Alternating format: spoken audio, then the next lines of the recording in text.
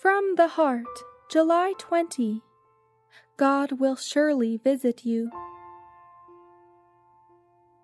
Joseph said to his brethren, I am dying, but God will surely visit you, and bring you out of this land to the land of which he swore to Abraham, to Isaac, and to Jacob.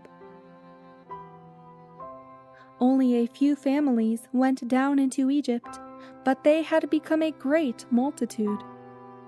And being surrounded with idolatry, many had lost the knowledge of the true God and had forgotten his law.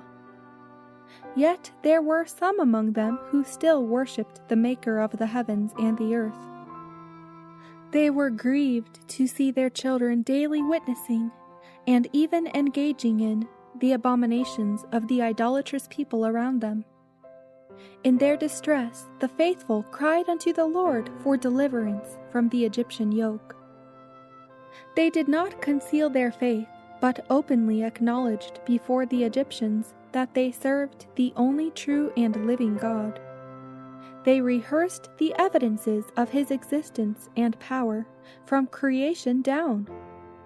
The Egyptians thus had an opportunity to become acquainted with the faith of the Hebrews and their God. The elders of Israel endeavored to encourage the sinking faith of their brethren by referring to the promise made to Abraham and the prophetic words of Joseph before his death, foretelling their deliverance from Egypt. Some would listen and believe.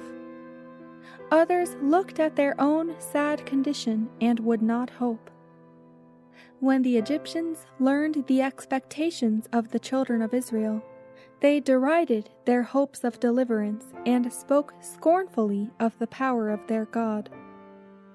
The faithful servants of God understood that it was because of their unfaithfulness to him as a people and their disposition to intermarry with other nations, thus being led into idolatry, that the Lord had suffered them to go into Egypt.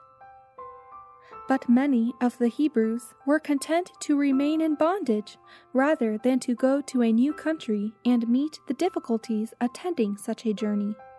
And the habits of some had become so much like those of the Egyptians that they preferred to dwell in Egypt. Therefore the Lord did not deliver them by the first display of his signs and wonders before Pharaoh.